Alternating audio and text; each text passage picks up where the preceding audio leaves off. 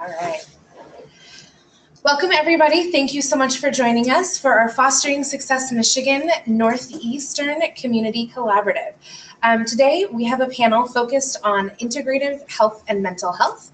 This is our last domain of our series, and we have 4 panelists here who are going to be participating in the discussion. Of course, we always encourage you, both in the audience and in the online world, to participate with questions. And so if you have questions, you can put them in the comments section, either online or on Facebook Live, and we will get started. So I'm actually going to start with introductions and have you all give us your name and tell us your affiliation with FSM. So I'll start with you, Michael. I'm Michael. I actually was a student, and I'm a part of MYOI. Awesome. My name is Whitney Johnson. I am the MYOI coordinator for Bay County. I'm Vanessa Brooks Hurd. I represent a program at Delta and Saginaw Valley State University College. I'm Bree Simmons. I'm the FSM ambassador and CETA scholar at Western Michigan University. Wonderful. And I will just say to our panelists, because the recording is a little bit further away, feel free to speak up a little bit. You can never be too loud. And just kind of maybe speak in that general direction where the microphone is. So as we get started, thinking about the health and mental health domain, there's lots of complexities with this domain. There's from lived experience to resources to community engagement and to policy.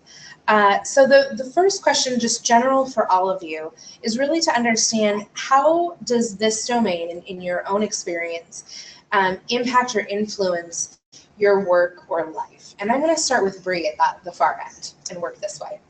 Okay, so how the physical and mental health domain affects my life or influences my life, I think it allows for me to keep going. So I would say it's a heavy influence. I think, so I'm a senior, so I'm graduating in a couple of weeks from college. And I think this last year, I've really been paying more attention to my physical and mental health and what effects it has on my schoolwork, my overall energy level, and also other things kind of like the way I'm feeling, if I'm having headaches, if I'm having fatigue. So really just like paying more attention to it and learning more about it. And in doing that, I've learned what I should be eating, what I shouldn't be eating, you know, if I need counseling or if I need to practice some self-care. And so it's been influencing my life heavily, and in this last year, very positively. So. Great. Vanessa, how about you? Our program is staffed primarily by social work and social work students. I'm very proud of this because I think it predisposes the staff to be sensitive, maybe hypersensitive to issues, both mental health and physical health. We have 2 assistant life skills coaches that are both social work students. Life skills coach is a social worker, a licensed social worker, and I'm a licensed social worker. So we're always looking at opportunities to assist students even when they don't ask. And we are also sensitive to identifying characteristics, traits, resistance, those issues those body and those behaviors that indicate there might be a problem, but students don't want to necessarily come forth and say something is going wrong. And I think that based on our training, it makes us, helps us to be more impactful in those areas. We also have a student counseling service on campus so that we don't have to feel the necessity to resolve every issue, but we are quite sensitive in terms of identifying those, and so we can make referrals or provide crisis management if necessary. Right. So for me, the mental health and physical health is very important. Through my position, I kind of embody a lot of the problems that the young people are going through, and it's very important that I take care of myself, because it's very hard for me to watch them go through hard times. It's very hard for me to, watch them kind of go down, and then you try to help them get back up, but they're so down on themselves, and then you have to talk them up, but at the same time, you're trying to coach yourself through it. It's just so much that goes into it. And so this actually affects my work and home life, because I can go home just physically drained every day, and but I can't because I have a 4-year-old at home that's running around that's on 100 ready to go. So it's definitely, I have to take care of myself. I have to make sure that I am being the best that I can be so that I can be the best for the young people that I serve. So in our office, we definitely have people that we are able to talk to in crisis management situations. And then I'm that person for the young people to come to when they're in crisis. So it's very important that, you know, again, that I take care of myself, and the same for physical. If I can't move or if I'm not feeling well, I can't help. So I need to make sure that I take care of myself, and listening to my body. And when my body tells me I need to rest, I need to rest. So. Mental health and physical health has affected me and influenced me in so much of a way of finding motivation and keeping the stride going, especially being put in different kind of leadership roles, such as doing panels and being a mentor, being a person that people come up to in the foster care realm and such. And not, I think me having the right mental state, knowing that I go through a lot, it helps, and knowing when to step back and knowing when to, like, okay, hey, you got to get it together. You got to figure out what's going on this way. Just like Bree said, eating right, knowing what not to eat and what I should eat before I do whichever activity, and just keeping up with that. Great. So a few themes that I heard, I think from all of you, were really a theme of awareness and having personal awareness about how, about your own physical and mental health, and kind of monitoring what's going on with that, noticing in others how that is impacting them, also connecting to how what might be impacting somebody else in your life plays into your own state and kind of ability to manage your physical and mental health. You know, I think everybody also talked about some aspects of things that they do to help support their physical and mental health. For our two students on the panel, I'm wondering for you all, what have you found, you know, whether it's a skill or an activity or something, what have you found that helps you, that you think helps you really effectively support being mentally and physically healthy? And I'll let either of you start. Okay, I guess I'll start. So I think something that I recently realized that I like, that kind of gives me that, I don't know, that supports a healthy and supportive mental and physical health is making that time to make those connections and have those conversations with positive and supportive people. I think has really been helping me with just staying positive in a mental state and realizing that I can do it, and just taking time out and realizing that supportive relationships matter in that sense. And then as far as the physical health part, for me, just like going to the gym and staying healthy and just understanding that if I feel better physically, it also can contribute to my mental feelings. So that's what I've been doing. Okay. I'm think back on what Bree said. Dedicated time to self is a big thing with mental health, and I think it is with physical health, because for me, such as when I'm going through a lot, I need that time to think, that time for clarity, but that sometimes that time can impact physical health too, because it can get you in a slump and make you not motivated to go move towards. So I have to make sure that dedicated time is enough and it's what's needed and not pushing towards too much. And with physical health, I like working out. That's my stressor. That's the coping skill that I've always been able to use to think and to move forward with different and difficult decisions. Awesome. So I'm curious, because Bree, you've mentioned distinctly positivity now twice. Mm-hmm. Is that something that you have learned kind of through your experience, kind of the difference of, you know, this experience is positive, and how did you learn that? And I'll say you are a graduating senior, so you've had some time and probably some experience, but has there been a way that you could say, you know, I really was able to learn this, or a point in which you learned who the positive people are, or what the positive self-care things are? So first, yeah. So I think I learned from being around those people that weren't positive, So oftentimes, like, you can get down on yourself. And so if you're around a bunch of people who everybody's down on themselves, there's like no pushing to get better, get past it. So I think realizing that it's okay to have those people that went through some of the same experiences as you, but you also need, again, those people outside of that. So one of those people for me was my campus coach. So the campus-based support program that I'm a part of is the Seed of Scholars program. We have campus coaches. So she was really a big pusher for, okay, this happened. This is a part of like your experience, but this is how you can move forward. And she really focused on like positivity being one of the ones that I can grow on, because I can catch it from watching YouTube videos about positivity or listening to podcasts or being around people that are talking positive. It's kind of something that you can find in mostly every room, so it's easy to grab. So I think she was a really big pusher of like, find something you like, find something that's positive, get out, go do this with other people, to kind of have some of their good energy and positivity rub off on me. Awesome. So Michael, I love that you talked about having dedicated time for yourself.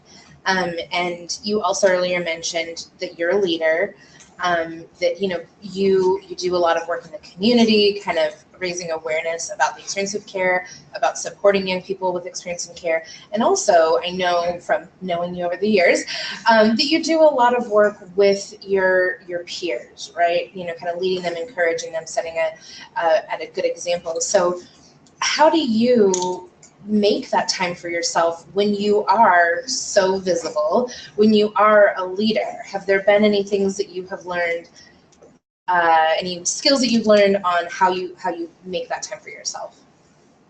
I think it's been a learned experience, because you gotta fall down before you can get up sometimes. And because I'm so much of a helper, I've found myself trying to help and save people that honestly sometimes couldn't be saved, or it wasn't their time to be helped and stuff like that. So I found those times where it came to that roadblock that helped me. Okay, now I need to step back. Now I need to see, what's going on with this and figure out self.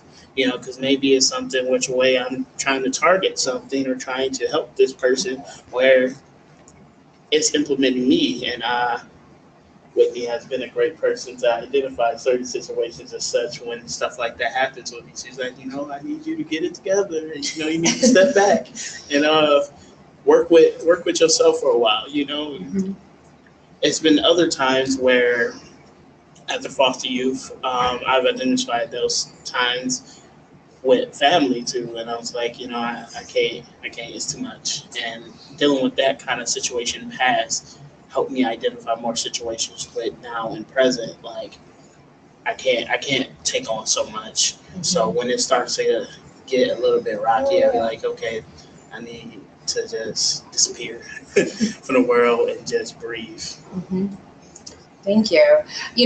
I really appreciate, one, the work that both of you have done around maintaining good self-care, and that really comes back to your physical and mental health, and we can see, even just in your answers, how much reflection you've put into that.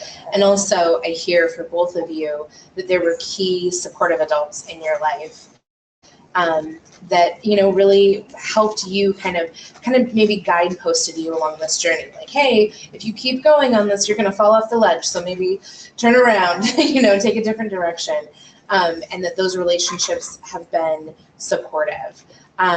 So to that, for our professionals on the panel, for Whitney and Vanessa, as people who are in the lives regularly of young people with experience in foster care, who are striving toward their education and career life goals, are there things that you are mindful about modeling in the way that you attend to or reflect awareness about physical and mental health? And Whitney, you talked about some, but I just am curious in that way of like knowing that young people are looking at you, and looking at you personally, but also professionally, kind of what that might look like. And I'll let whomever wants to go first answer that question.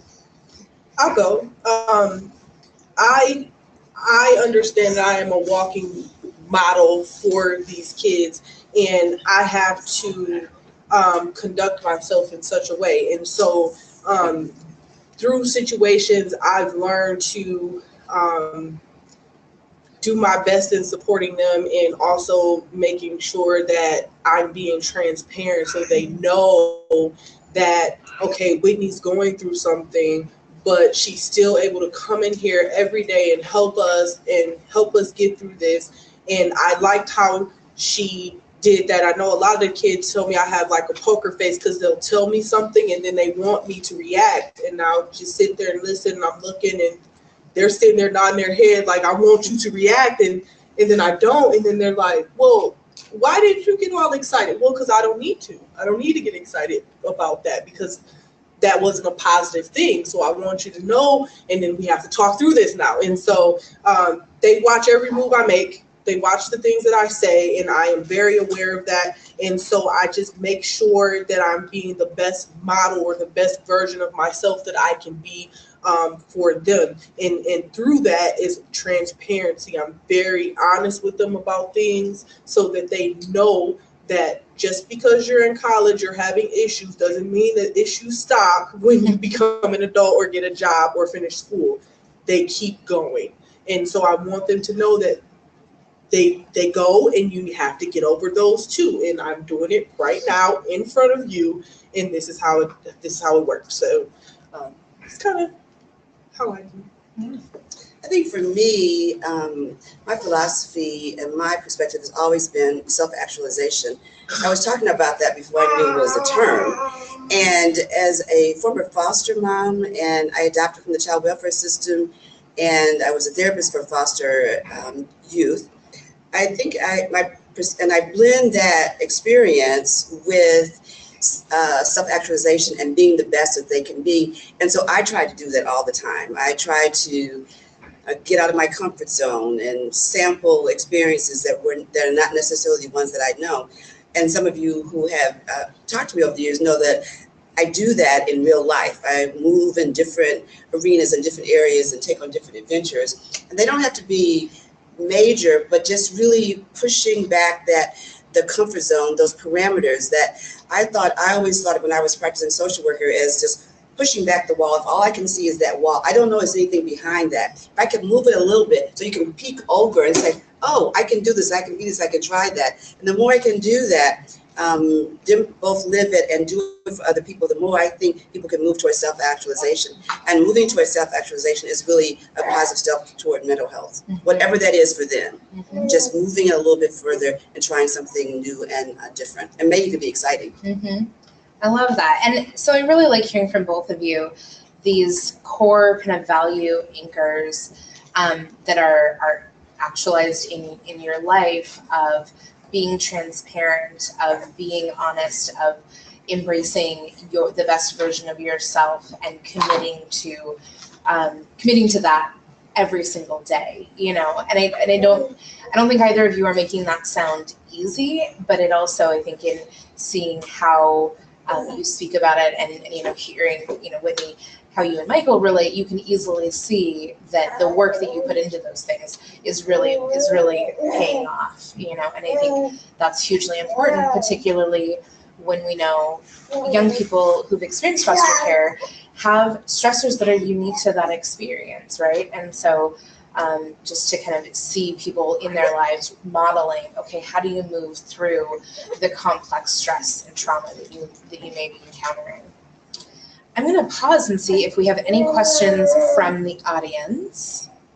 Yeah. This isn't really, my name is Kathleen. It's not really a question, but to Bree and Michael, I just want to really acknowledge the work that you've done around being healthy and having excellent boundaries, personal boundaries, and just encourage you as you move forward in your life to really just hold on to those, especially as it gets challenging. I just really want to acknowledge that. Thank you so much for sharing that with us. Yeah, Thank you. Absolutely. It's always a little like, wow, I need to try to have better boundaries when I hear students and young people that I work with such good boundaries. It really is inspiring. Yeah, question. I heard one of the students speak to the fact of dealing with family and trying not to take on too much of that. I was just wondering if they could speak a little bit more about some of the specific things that they did, or what suggestions they would give to other youth who have experienced care and maybe be connected to bio mom or bio siblings and are kind of having that tug of war responsibility. Do either of you? I'll speak to it. Limited myself. I didn't take care because basically my mom had health issues, and it's a constant still. Now it was around age 14 or so, and now I'm about to be 21. And my mom is constantly in and out of the hospital. I constantly get a text on the job, off jobs, at home, and stuff like this. In school, not in school, and I had to find a balance because when I was going through the whole residential approach, going into college and going into work and stuff like that, it was like I would be like make that like a more of an excuse, more of a barrier to move forward. Like, I'm going through this, my mom is this and that, and I can't really move forward or proceed to do an activity or a duty of such. And one way I've learned to balance that is like I can't control that. I had to find a way to tell myself and let myself know like I can't control that. My mom is this amount of miles away from me. My mom has these people that are put in place to take care of her and stuff like that. And being the youngest of all my siblings, it's like I'm gonna have to battle all of them, even if I want to help them, to put my opinion out there. And it's a chance that they may not even listen to it. Most times they didn't. So it was like I had to find that control. And I tell a lot of people when they're dealing with family, and a lot of people on my board, when you're dealing with family, you have to find some sense to let go, but still know that that's your family. You love them. You're going to love them. You still going to want to be a part of it, but you have to take care of self first. And self comes first more than anything. That's what I believe. And if yourself's not together, how are you going to help somebody else? How are you going to help family? And family is one of the biggest things that can tear you down from your success. And we as foster youth and anybody else in society, I don't want to just limit it to that. We get clouded by family, and we don't see that they're tearing us down until it's at the end result. So, I think he took all the words out of my mouth. I think I would just wrap it up and say, really, loving from a distance is a thing. And I think just being transparent, like with your bio family or with the fact or whoever that is that you're having those hard relationships with, like that what's going on, that it's hard for you because of this thing that they're doing or because of where you are in life. And I think also maybe letting them know your goals will kind of help them put it in perspective that, again, like you said, you can't help anybody else if you aren't helping yourself. So I think like letting them know, this is cool and everything, and I understand you're going through stuff like that, and I can help you again to this certain extent, but I have to focus on myself and kind of make myself something worth that can actually maybe help you in other ways one day. So kind of just like, I think being honest, even though it hurts, I think that's what I would really just add, and then I would echo everything he said. So I just want to say I appreciate so much what both of you said about Bree just said, being honest even though it hurts. And Michael, you said, acknowledging that you can't control this and that you have to let go of some of the action part, but you don't have to let go of the love. And that you can love people and love them very fiercely, and also acknowledge I can't change your circumstance. And I think that that's a challenge. I don't know if you guys would agree with me, but it's something that, I think it's probably not a space that you stay in all the time, right? You kind of maybe have to revisit, why am I doing this? Why am I drawing this boundary? And you have those supportive adults who probably are there to be like, hey, remember, this is why. But just from both of you, such brilliant answers. And I think things that, like you said, Michael, this isn't just necessarily limited to young people in foster care, things that everybody can really listen and kind of take to heart. So thank you. Did either of you want to add? Yeah. I'd like to say that from the campus support programs, this is a major barrier for success. Mm-hmm. I could probably click off 3 to 4 students every academic year whose progress gets derailed by contact with their families, mostly the bio families, not the foster families. It's overwhelming. They just can't concentrate on their history exam or their paper, and they just often give up. And so it's very distressing for us because, we have to try to provide enough support to get people through the difficult times. And what I found to really be the most successful is just to be there and listen. And just listen and let them basically fall on you almost when they're overwhelmed with all of these issues. I mean, we've taken students on a break to a family, and then before we could get back, within 24 hours, we have to go and pick them up. And then, just so many issues related to that. And I don't try to tell them how to deal with it. It's going to hurt. And I just stand there. We're just there and just provide support. And a lot of the support is just silent, just being there, because that's all I don't presume to interfere and say whatever people might say. We just listen and stand there, and hopefully we can give enough support to get through. But not always we can't. Yeah. Sometimes they just drop out. Mm-hmm. Absolutely. Winnie, did you want to add? Yeah, I take a different approach. I do interfere. I do it with no sorries, because my job is to help them with their success. And when I see that most foster youth want to have that relationship with their biological family, it's going to happen. They're going to go back to somebody, and whether that relationship is good or not, I try to talk them through the entire time. It's always constant, because a lot of our youth are helpers. They want to help. They want to save the world, because they don't want anybody to go through anything that they went through. And so, but they're doing it to their mom, their dad, their older siblings. So if mom is homeless and don't got no heat, now they want to move them in with them and help them and take care of their little sisters and brothers. And so I do interfere, because I want to talk them through that, not to change their minds, but to understand that there has to be boundaries, and that there has to be a healthy relationship. And when you start doing stuff like that, it's not healthy anymore. And a lot of our young people have what I like to call like a victim mentality. So now that all this is happening with their family, now they can't focus. So it's poor me, my family's falling apart, everything is happening. And so I try to take them from that mentality and turn it more into a positive, okay, this happened to you, these were your circumstances when you were younger, now you are in a position where you can control this situation, and I'm going to show you how you can control this situation. And so again, one of those things, I have to do it every day with my family. So when they are going through something and they're talking to me about it, I try to use examples of something similar that happened to me and how I reacted to that. So. Mm-hmm. So what I think is interesting is I think that both of your approaches are incredibly valid, right? And I think that they're actually probably two sides of the same coin. So Vanessa, you talked about, you need to be there, you need to listen, and, holding space for support. And I think that is the first step of like building that trust and relationship.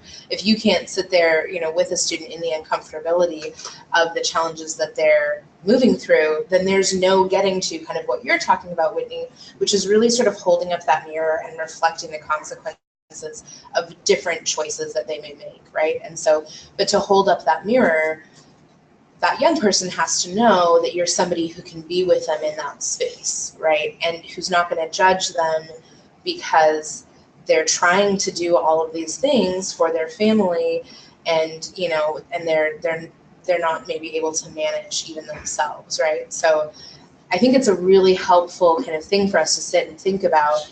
You do have to first listen so that you can then later teach, right? You have to understand who they are and where they're coming from, so that you can be impactful in their life in a meaningful way. Other questions? Yeah. No one specifically said it, but based on your comfort level, did anyone find it helpful to engage in counseling outside of our life coach or anything like that? And if so, was it beneficial for you? I wouldn't say I engage in counseling. I use counseling for people that were welcome to talk to me about it. besides Whitney, I found comfort in talking to some peers, getting myself out there, because oftentimes I would find myself captured in this world of helping, being a foster care advocate, and not having a social life, and not doing things like going out or going for coffee or hanging with friends. And I found myself just being conveyed by all these issues in one world and not seeing the other world. And I started to open myself up and talk to peers that went through similar situations but didn't have to go through foster care. Had the family perspective, talking to other people I've met along the way to show me that wisdom of adulthood that I'm going to be going towards and stuff like that, that haven't even seen this walk of life until they met me. So it was interesting to get counseled and talked to, and having those venting sessions with people that didn't even see this walk of life. And that's what really helped me and opened my eyes more so in times than sometimes talking to Whitney. Is like, hey, these people haven't even been through or seen this stuff. They didn't know what foster care was until I told them. And they are telling me stuff that actually helps. And it was mind blowing.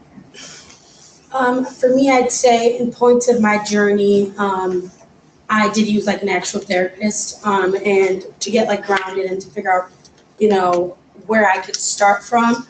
And then after I was grounded and I had that security and went through those initial appointments and things like that, then it was the campus coach. But if this answers your question, I'm not sure if it will 100% say that if I didn't have a campus coach, therapy would have been regular for me.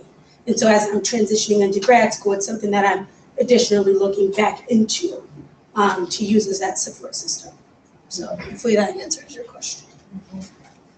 I like what both of you kind of said in highlighting there's maybe some natural supports, some supportive adults, peers that are in your life that are healthy relationships, people who can, kind of give that reflection or give a different perspective that you have been able to process with. And then there are also the formal supports. And I think it really speaks to, and Brie, I like what you said about, okay, so I know I'm not going to have a campus coach moving into this space of graduate school, but I recognize the need to have somebody, that supportive person, to process things with. And so you are proactively thinking about how to fill that space. And, we talk about our 7 life domains, and I think this really underscores, physical and mental health is also very close to supportive relationships and community connections, right? And so another reason I think why we need to be very mindful of supporting our young people in building those networks and building those connections, and finding professionals and also really strong peer communities that they can be a part of, because that is another level. I'm not 21. I have no idea what it's like to be 21 right now. So I could maybe say, I was your age, but you're gonna laugh and be like, Maddie, that was a long time ago. And you do need to hear things from your peers sometimes. And I really truly believe that sometimes peers and professionals can say the same thing and you hear them completely differently.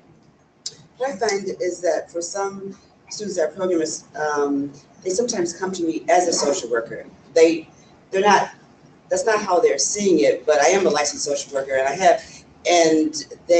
I respond to them that way, not as a faculty, but as a social worker, because they come with real social work issues. And sometimes I think that, especially depending on the relationship we have, to send them from me to a counseling center across the way where they have to wait a week or so for a therapist when they're in crises seems to be disingenuous and unhelpful. So I close the door, take off my professor's hat.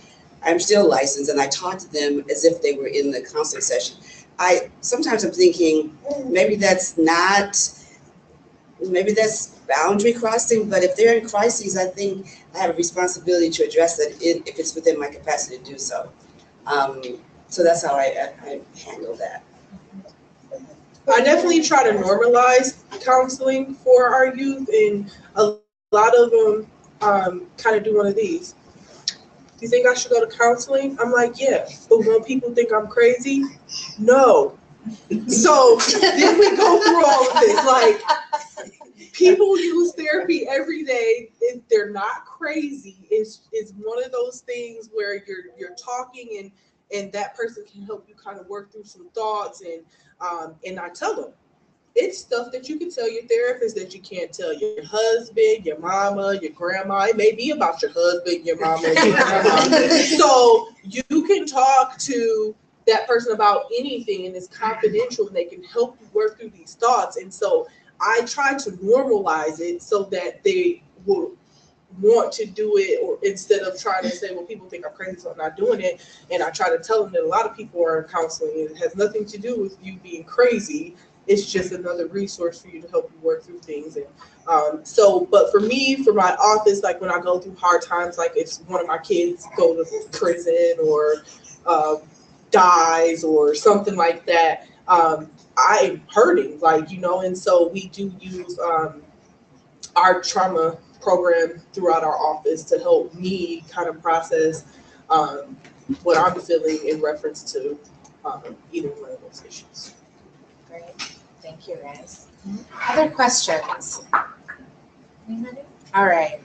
So as we kind of think about this domain, there's a lot that goes into physical and mental health.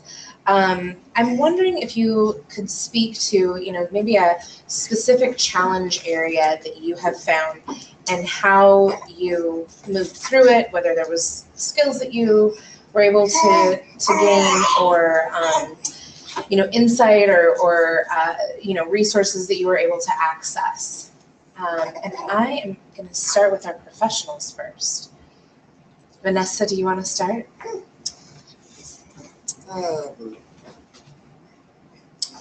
No.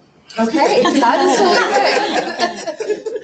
That's a great answer. That leaves me. No, I'm just kidding. So for me is so I encourage mental health every day, and like I said, I normalize it. So I don't necessarily have challenges with that, but with physical health, it's like impossible nowadays to get our kids to go work out and understand that it's important to manage your weight and to manage what you're eating, and that all of that can contribute to depression and all of that kind of stuff. And so I started to do activities that kind of forces them to move just because of that. And I've noticed that a lot of them, we went to a workout session, and 10 minutes into the warm-up, everybody was on the wall, except for me. So then I had to stop the whole thing and tell them, I'm 300 pounds. There's no way that I should be the only one standing up here doing this. And they're all on the wall, huffing and puffing and puffing the little things. And I'm just like, this is crazy. And so, but then I realized that we're in a world where social media, computers, it's all inside, and foster parents are scared to send kids outside too, because then you got baby snatchers and all kind of crazy stuff, people getting kidnapped. So I get it, but I'm having a problem with helping our youth, the teenagers, understand that it's important to get yourself active and do things, And Michael and I had a whole conversation one day because he walked to the car and was out of breath. And I said, Michael, that's not okay. So every day, and I gave him this YouTube video, and I said, I want you to do this for 20 minutes every day. And he kind of looking at me like, well, I don't know how to spell it. Well, then I'm going to write it down because you're going to do this for 20 minutes every day. But it's so hard to get our kids active, especially those that aren't athletes, what are they? They're like, what can I do? And I'm like, well, there's belly dancing. You could go for a walk around the neighborhood. There's Zumba, there's all kind of stuff that you can try to do to get yourself moving. And I tried to do a training where I help them understand that the heart is actually a muscle. And if you're not working that muscle, which is how you get young people who kind of die in their sleep because their heart just gives out. You can't do that to yourself. And so, Lord, that is a challenge. I'm working on it. If you have any suggestions, I'm here to listen. I think it's such a great point, and I think that thinking about all of the structures that get put in place that inhibit the physical activity, right? Yes. And I think it's also really easy for us to go, oh, I'm busy, and not prioritize. Yes. You know, but you said at the very beginning, you know, the physical health impacts, your mental health impacts, you know, all of these other things. And so, you know, if you know, having really good sleep is really important, and part of that is having, you know, good physical health. So I think it's awesome that you build those activities into what you do, you know, with young people, and really trying to make that something that is just a part of what everyone's going to do together. Yes. You know, and then if there's the less athletic people or less, you know, coordinated people like myself, you know, you can be like, I can't catch a ball, but I'll be in the room. Right. You know, I'll run background. Yes. So that's great. We tried to, we attempted that last year at our program, and I thought I had this idea, okay, we're going to do this, we're going to be physically active, we're going to take them to camp. We're going to go to the lake, and we're going to, you laugh. And I wrote a grant at the university, and I told them we're going to teach life skills by the beach. And I wrote it very nicely, and they said, great idea. And they funded us. So She laughed. The first one we had to cancel, we had no takers. We had a grant, we had a plan, we had all this. No takers. So then I thought, I know this was a good idea because I thought of it, right? So let's try it again. So we tried again. We were a little bit more successful, but just the idea of being outside. I mean, we slept in cabins, I must say, but the idea of even going somewhere where you had to walk around outside, it was so uncomfortable. People were staying in their comfort zone that they didn't want to go. We had taken a small number of people. We gave part of the grant back to the university because we couldn't use it because we had it per student. We had life skills. We had legitimized the whole thing, and we had campfires and hay rides. They wouldn't do it, and it was only going to be overnight. So I feel your pain. Thank you. You know, we said, can we just try it? You're going to sleep in the cabin, but you have to walk to the beach. No. So it's really a struggle. It's really a struggle. And I think so what that to me also speaks to is trying these things are outside of our comfort zone can be really hard.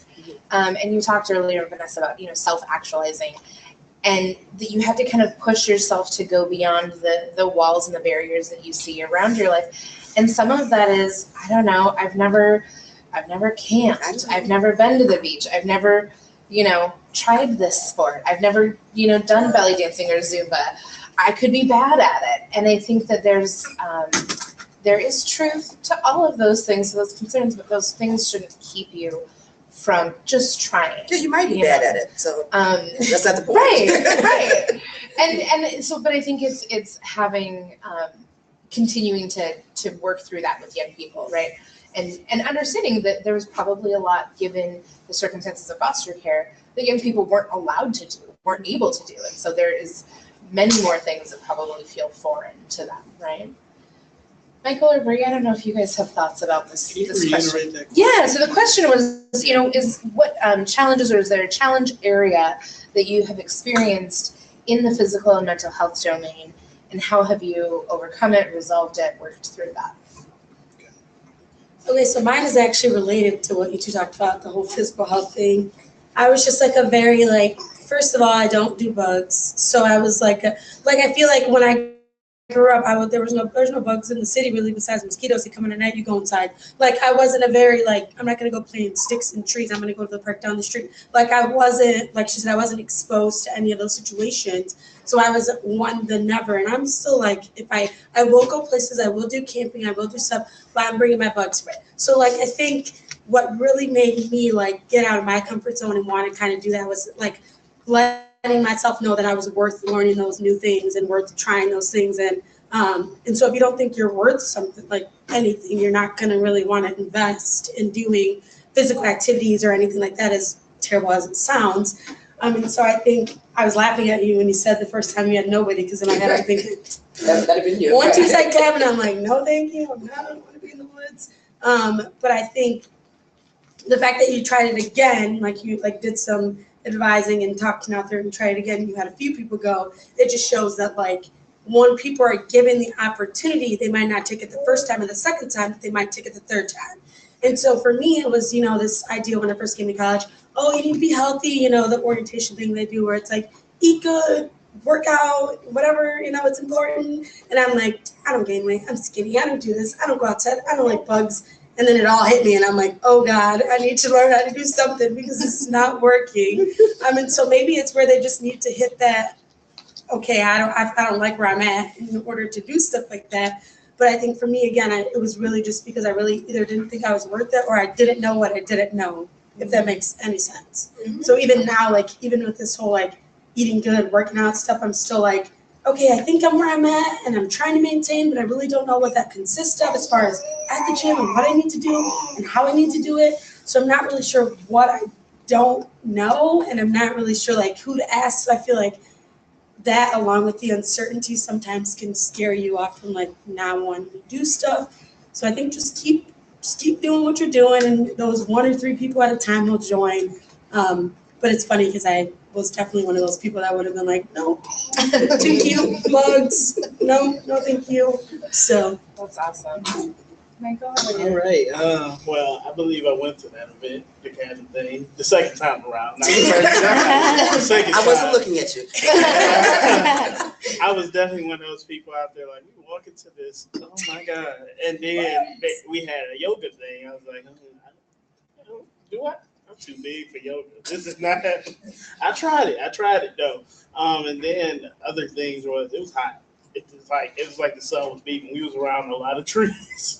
It was like we couldn't find a shade spot at times. But eventually I pulled back that wall that we were talking about earlier, and I was like, let's enjoy this. I'm here with some fellow people that have been in foster care and just have fun. And I found the fun aspect of it. And the same thing with Whitney. I was there at that. I was definitely one of those people on the wall with my inhaler. I didn't think it was real when she was saying y'all better be prepared, and I was like, there you go, because I'm a strength person. Cardio, I kind of was like, after team sports and going to residential and playing with a group of people, it's like when it comes to individual, it's like I didn't like it. It just falls off some point with me, and especially I came from a job that I was working with residential kids that ran every day, so I had to chase them. So anything outside of that job, I wasn't doing it. I was tired. I'm going to sit here and relax, and I'm going to watch y'all go ahead and do it. I'm here. That was my mindset, and that was my mental mindset too. It's like I did what I was supposed to do at work. I did what I was supposed to do in the morning. I'm not about to finish off, and it's kind of to the point where I had to find myself getting out of that mindset because, like, recently we were talking about family. My mom got diagnosed with diabetes, so I was like, I already have a lot of allergies, so certain things that I cannot eat and I have to regulate. But I'm a repetitive eater, and sometimes the things that I eat that is repetitive and I don't try new things are unhealthy. Like, I'm a ramen noodles person. Ramen noodles have a lot of sodium. That's not good for me. And I would eat ramen noodles every day if nobody told me not to, because they're cheap and inexpensive. I had to take him grocery shopping and literally teach him. I went into his house with his one pen, and we had to borrow a knife from the next door and taught him how to make his own meals because the ramen noodles was not happening. It was done. That was done. Well, so what I think both, Michael, you and Bree talked about is having to have enough experiences where you could actually say, okay, I am going to shift my mindset. These other people keep trying to tell me to shift my mindset about this. That's not going to work for me because whatever they keep talking, but I'm going to shift my mindset. I'm going to see that what I put in my body, how much I work out, my activity, that is actually about feeling worthy, and that when you take a step back to go, okay, do I want to eat this? Do I want to, do this activity? That's actually an investment in yourself for the future. But I think it takes time, to have that mindset. And I think it also takes a level of being mentally healthy, which, you both have talked about the work that you have done. And so I think that's where the physical and mental health really get paired. In to physically take care of yourself, you also have to mentally take care of yourself. And to mentally take care of yourself, you have to physically take care of yourself. So it can't be one or the other. You have to take care of both. And And that can feel like a lot, I think, at times. It can feel like a lot when the bills are due, your test is coming, somebody's calling about something on the phone, and you're just stressed, right? Mm-hmm. So that is real, and I think it's a testament to show how you guys continue to work through those things. So that's awesome.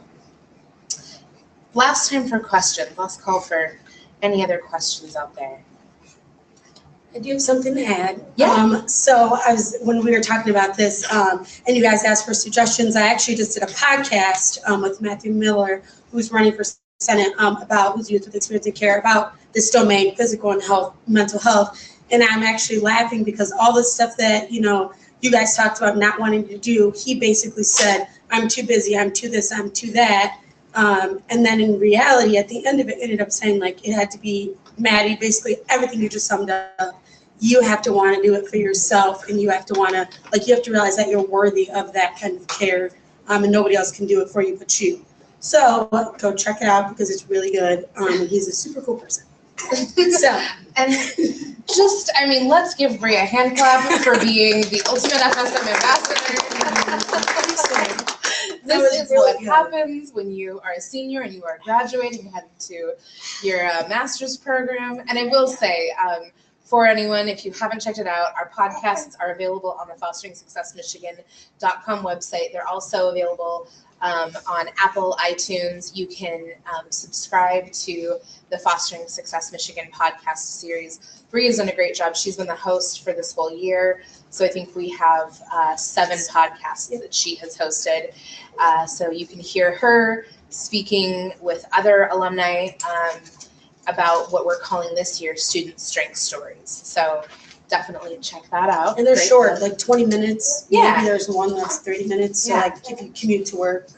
Or better yet, if you're going to go outside and take a walk, take a walk, listen to the podcast, work on your physical health, work on your mental health. Just going to plug that in there. All right. So my last question, and this is a question that I always like to kind of end it with the panel, is, considering all of the things that go into physical and mental health in this domain. And we've talked a lot about skills that you all are using, resources, sort of thought patterns that you have developed to help you stay physically and mentally strong and healthy and well. And I'm just wondering if you could have a magic wand and create one resource or change one thing to help improve outcomes for young people in the physical and mental health area, what would it be? And this is magic wand, so it can be as big as you want, as small as you want, really kind of what would you change in this domain to improve outcomes? And I'll let whoever wants to start. Well, I'm thinking about, in reference to that, and in reference to all the other comments we've made, would be increased self-awareness. Mm-hmm. If individuals could have reflection about where they are, where they want to go, even if they don't know how they're going to get there, I think that would increase, would make more positive mental and physical health. It's what we was talking about earlier, and Michael too, is getting to the point where this makes sense and can be internalized. And if I had a magic wand, I'd want people to be able to get there probably sooner if it's going to be magic. Mm-hmm. And so when you say getting to the point where it makes sense, can you say a little bit more about what you mean by that? Well, I think one of the values, probably maybe for Whitney, as definitely for me, is to being able to continue to put those opportunities and those requests and those messages consistently, constantly, persistently, until people begin to internalize, until they reach, as Oprah says, an aha moment. Mm-hmm. And my magic wand would be helping them get to that aha moment faster. Mm-hmm. Because if there's value in it taking time, because then it has more value. But this is a fantasy. My fantasy would be sooner. Mm-hmm. I like that. Thank you. I guess I can go. I think if I could wave a magic wand regarding this domain, it would be, so how in school you learn about you grow up to get a job to work for someone else. you go to school to get a degree to be a part of a team, to be a part of a company, to be a part of something like that. I think if I could wave a magical wand, I would make it to where it was like a curriculum where it was self-investment and self-worth was just as important as being a part of this big team or going to school and education to be a part of for someone else or something else rather than yourself. I think it should be like when they teach in those stupid life skills classes where you have that fake baby, like, and you're screaming all day or whatever. I think in addition to those classes, because they help, I guess, there would be some section where it was for self-investment and self-worth and what it looks like when you have that. So you see you have the screaming baby or whatever else, or you burn the food in the cooking class and they see if you don't learn how to cook, this is what will happen, you burn your food. So kind of like a self-worth, self-investment course or something that's like required. Because I think not just for youth and foster care, but for everyone, coming to that aha moment of I'm worthy of whatever it is that you're working towards, in this case, physical and mental health, takes a long time. So if they're exposed earlier, maybe they can reach it quicker. That's my thought. So I guess I'm looking at it as an all-around thing, mental, physical, and what type of situation would I want to put together to help youth to succeed in both of those. And I would say I would want every kid to have the perfect mentor and every kid to want a mentor, because with people that have gone through life and are reaching out to younger people trying to help them go through life, it's stuff that mentors can talk to a kid about to help them step outside of those walls, to make them or convince them you should go camping because this is fun, and then you could do this and that. So I think that if some kids had that right there, that they would do more. They would have better self-awareness and more self-esteem about themselves and self-worth. And then as far as the physical aspect of that,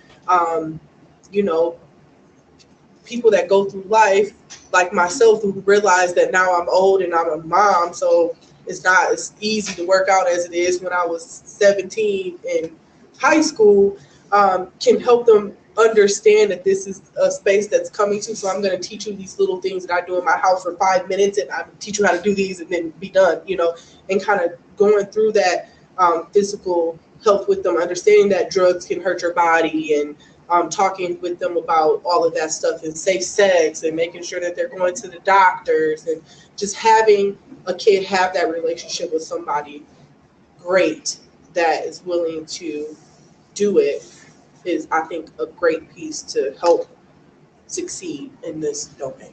Awesome. Thank you. Michael? Okay. Having many things forming around. I'm going to go with one. I think self-advocacy. I think we all with self. I think self-advocacy, and that right there doesn't just like, oh, I need to do this, that or something. That means to me finding a way to get out of that solely mindset and get out of that situational mindset. Like this situation is going, when you were talking about, well, I'm going through this, bills need to be done, that comes first. I don't need to work out. I don't need to go see my therapist. I don't need to actually talk to somebody about what I'm going through because I got a consumer's bill, I got this. I think self-advocacy falls under that for me, finding a way to get out of that settled mindset and finding a way to advocate for yourself in yourself, that positive self-thinking, like telling your mind, like, no, like, self, get it together. Like, when self start talking back, you're gonna have to go see a therapist. yeah. I just think I know one thing growing up through the foster care arena and area and stuff like that. One thing that I've always held on going through residential was they told me to find positive self-talk. And positive self-talk has helped me make my biggest and my smallest decisions. And I find myself, this is when I'm going through the most troubled situation, I found myself, you didn't positive self-talk, did you?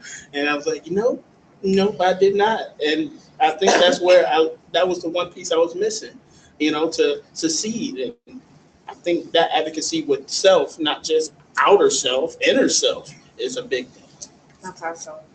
So I want to recap these things because I think, it's always good to put these out into the world and see if they're going to happen. And the only way to do that is just to keep talking about them. So Vanessa, you talked about really increasing self-awareness and getting to the aha moment faster, getting to the point of, okay, yes, this is why I'm worthy. This is why I'm worth it, and I'm going to go for it faster. Bree, you talked about finding a way to make education about self-investment and self-worth part of something that everybody learns in school, that it's part of the curriculum, just like any other life skill. Whitney, I love what you talked about having every kid have the perfect mentor and want a mentor. I think we ask a lot of the people that work within our education and child welfare systems, and I think it's really important that we also start to engage a larger community in supporting our young people, right? So our young people who are in foster care, we as the state are their parents, and so we all have a role to play in their success. And I think being a mentor is one thing that everybody could do, small, big ways, maybe partnered with somebody else, I don't know. But I think it also then means that young people have to want a mentor and see the value in also investing in being vulnerable with a mentor. And Michael, I love what you talked about with the positive self-talk and the self-advocacy. And I think that really gets, comes full circle to what, you talked about, Vanessa, with this getting to this aha moment when you can say internally, wait, no, I do deserve this. I am worth this. Then you can get to that aha moment, and I think that all of these pieces, they work, these all kind of come together in how we attend to our physical and mental health. So I love it. Thank you guys so much for being part of the panel. Thank you for your thoughts, your expertise, for sharing with us. And just want to say thank you so much, and thank you to our audience for joining us.